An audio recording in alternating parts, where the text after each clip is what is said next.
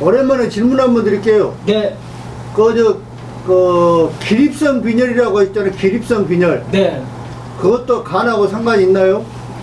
일단 간이에요. 아. 왜냐하면 현후는 그 책임이 일단 간이에요. 그런데 왜 쪼그르고 앉았다가 벌떡 일어나면 어지러운가? 방바닥에 앉아있다가 벌떡 일어나면 왜 어지러운가? 이건 간단해요. 이것도 태어민들이 더 잘 그래요. 제가 아는 어떤 사람은 씨름 선수만큼 체격이 좋은데요. 쪼그리고 앉았다 벌떡 일어나다가 뒤로 완전히 나자빠졌어요. 어지러워가지고. 키도 좀 큰 편이에요. 내가 벌떡 일어나는 속도하고 아래로 내려왔던 피가 머리까지 올라가는 속도가 따라잡지를 못한 거예요. 그래서 오는 기립성 현우도 있고요. 목을 좌우로 이렇게 돌리면 또 어지러운 현우도 있어요. 일단은 간으로 봐요. 양방에 가면 철분 부족, 적혈구 부족으로 오는 빈혈은 잘 잡아내요. 그렇지만 양방에서 잡히지 않는 현운이 많은 거예요. 양방에서는 아무런 이상이 없대요. 그런데 어지러워요. 여자분들은 자궁출혈 때문에 오는 현운이 참 많아요. 남자들은 치질 때문에 오는, 변혈 때문에 오는 어지럼증이 있을 수 있어요. 혈압 빼놓고. 여자분들은 아연도 먹고 열심히 먹이더라고요. 근데 정 안 되니까 자궁을 드러내버리더라고요. 자궁출혈이 심한 사람은 자궁을 드러내니까 어지럼증이 없어지대요. 그런 경우도 봤어요. 18살 여고생, 18살짜리 여고생이 침 맞으러 오면 왜 왔겠어요? 생리통 때문에. 생리통이 얼마나 심한지 119로 실려간 적도 많대요. 생리통은 기본이 3개월이에요. 배가 너무 아파 밑이 빠질 것 같다 하였다. 문진을 해보았으나 생리통 이외의 다른 증상은 없었다. 여기까지도 지금 진단이 안 나온 거예요. 그런데 설진을 해보니 청근, 혀 아래에 살아정맥이 뚜렷하고, 청근이 뚜렷하고, 혀가 자설이 있었다. 혀가 보라색으로 어둠컴컴한 거예요. 하여간 혀가 평소에는 핏기가 적당히 있는 핑크색이 정상인데 이 혀가 얼룩얼룩 보라색으로 이 어두운 색깔을 띠면 이건 여지없이 어혈이에요. 이 환자한테서는 설화정맥에 청근이 뚜렷하고 혀가 보라색으로 어두웠다는 거예요. 이것 때문에 어혈로 진단했고 소복 경결 압통이 있었다는 거예요. 소복에 압통만 있으면 어혈로 가기 힘들어요. 그런데 소복부에 동전만한 크기든 달걀만한 크기든 멍울멍울 잡히면 어혈로 보는 거예요. 저도 이 총통을 하면서 맹장 그 부분부터 소복부로 아픈 사람들 눌러가고 아프죠? 많이 아파요. 뭐가 잡혀요. 그러면 대충 태백에 침을 놓고 돌려요. 그리고 만져보면 그 자리에서 덜 아픈 경우가 여러 번 있었거든요. 그러니까 환자도 즉석에서 눈치를 채고 우리도 같이 감이 오더라고요. 그래서 좋은 것 같아요. 따라서 생리통의 원인이 간에서 발생한 어혈이라고 판단되었다. 소복, 경결, 압통 때문에 간으로 갔고 설화정맥, 청근, 혀가 암자색, 보라색이었기 때문에 어혈로 본 거예요. 그래서 간의 어혈을 치료하는 태충, 태백사 이렇게 치료했다는 거고요. 문제는 생리통은 기본이 3개월이에요. 쉽게 낫지 않아요.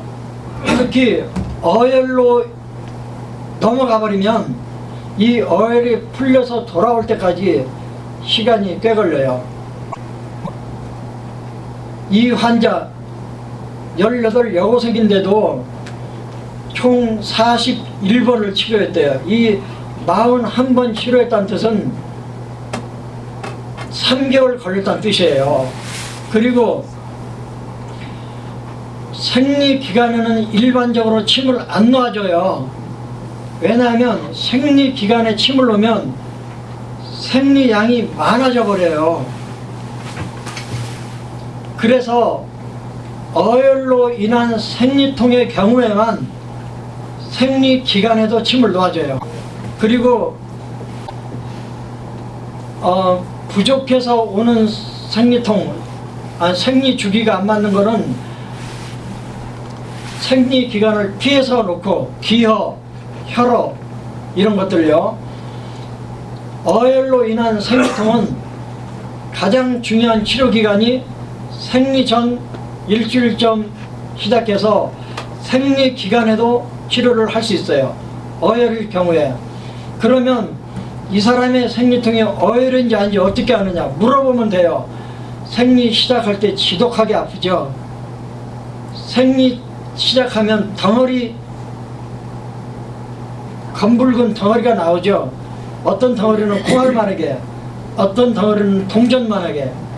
이건 어혈인 거예요.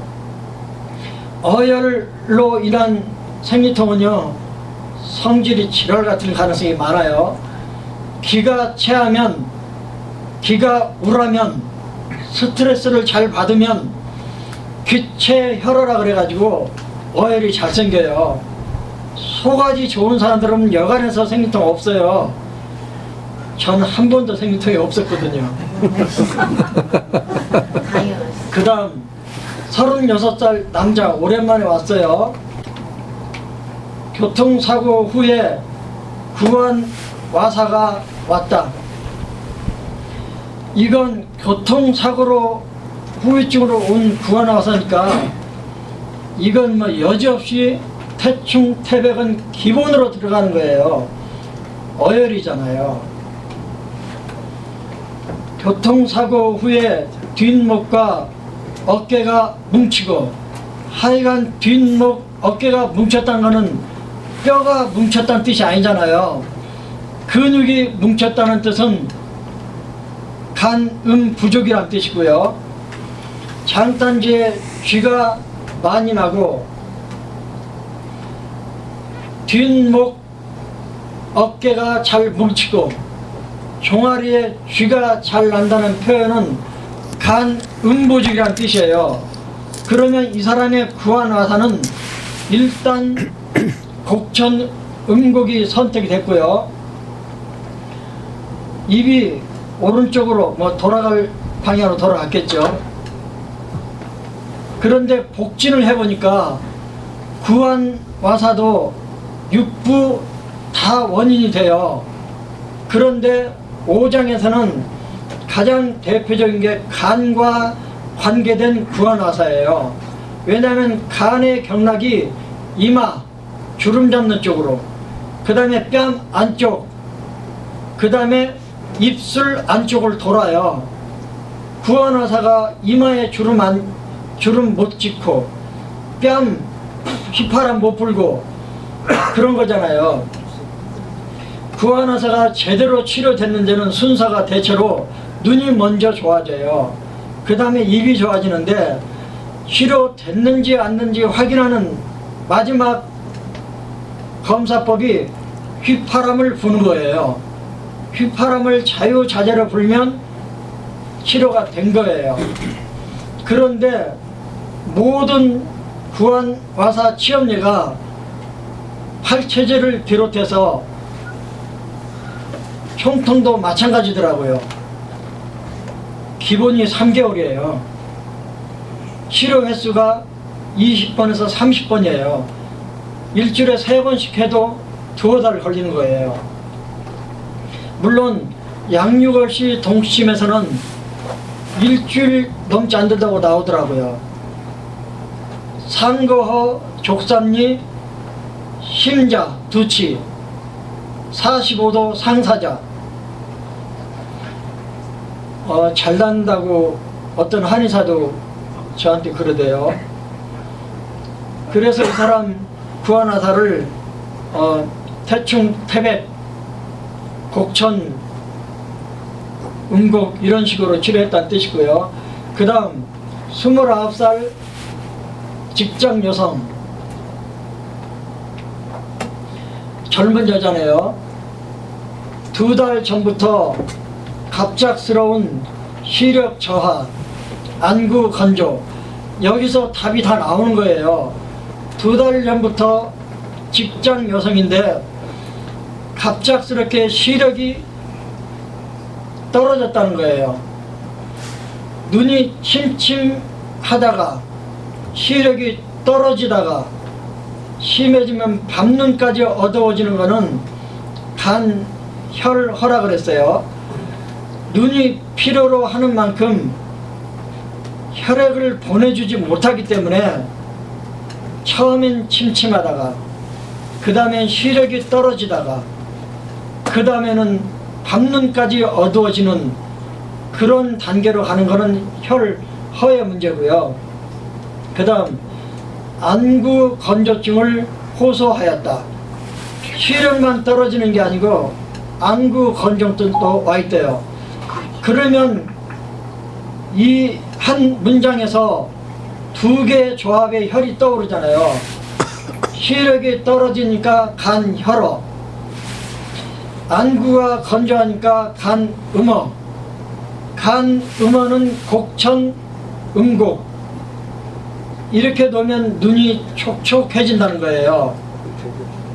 간혈을 보여주는 태충, 태백에 침을 놓으면 눈이 시원하다 그런데요.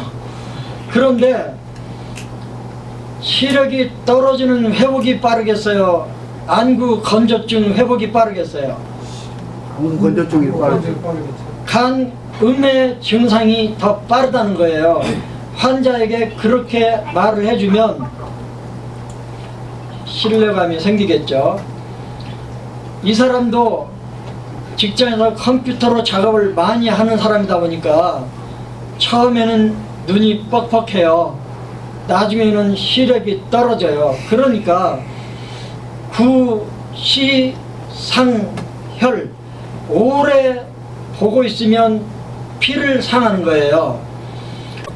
오래 서 있으면 구립상골, 뼈를 상해요. 오래 걸으면 근육을 상해요. 그런 용어들이 한약책에 나와요. 그래서 이 사람 곡천, 음곡으로 안구 건조증을 치료하고 태충, 태백으로 간혈 부족으로 오는 시력 저하를 치료했다는 거예요. 그리고 컴퓨터 모니터를 너무 오래 보지 마라. 저는 환자들에게 꼭 말했어요. 우리가 학교 다닐 때 50분 수업하고 10분 쉬지 않았냐. 하루에 5시간 일할 경우 연달아서 5시간을 앉아서 근무를 하면 몸에 피해가 크다. 그러니까 1시간에 한 번씩 쓸데없이 화장실도 가보고 손 씻으러도 가보고 다른 사람은 가서 말도 붙여보고 그러면서 5시간 일하고 쉬지 말고 1시간이나 2시간에 한 번씩 쉬는 시간을 꼭 가져주라고 그렇게 이렇게 환자에게 말을 하거든요. 53세 여성, 손톱과 발톱이 자주 갈라지고 깨지며 답이 나왔잖아요. 손톱은 간의 기능이 어떠한지 보여주는 구조물이잖아요. 그러니까 손톱, 발톱이 자주 갈라지고 깨지며 이건 손톱의 기질적인 문제잖아요. 그래서 간, 혈, 간의 생리에서 말을 했죠. 그 다음 평소 눈이 많이 피곤하고, 하여간 피곤하다는 것은 에너지 소모가 많았다는 뜻이에요. 그 다음 뒷목과 어깨가 뻐근하다, 쥐도 잘난다, 그리고 자주 저리다. 이거 근육과 관계된 표현들이잖아요. 근육은 간에 소속된 오체이기 때문에 근육에 나타나는 증상들은 간음에 소속해요. 다만 굴신분리와 같은 좀 더 심각한 거는 간혈로 보고, 근육이 가늘어지는, 근육의 종아리 굵기가 차이가 나는 이런 해부적인 구조에서 차이가 나면 간혈의 문제로 보는 거예요. 우리 승록침법에서도 보니까 승록 선생님이 양쪽 근육을 비교해 봤더니 한쪽이 가늘어진다. 그러면 토를 보아라고 해놓으셨더라고요. 같은 의미잖아요. 소복 앞통이 뚜렷했다. 그런데 종아리 굵기가 달랐다. 그러면 소복 앞통은 간의 문제예요. 종아리 굵기에 차이가 있으면 근육이 가늘어진 거니까 이건 간음의 차원이 아니라 간혈의 차원이라는 거예요. 그러니까 마비로 인해서 근육이 약해지고 근육이 가늘어지는 쪽으로 가면 승록 선생님도 토를 보아라고 해놓으셨더라고요. 그런데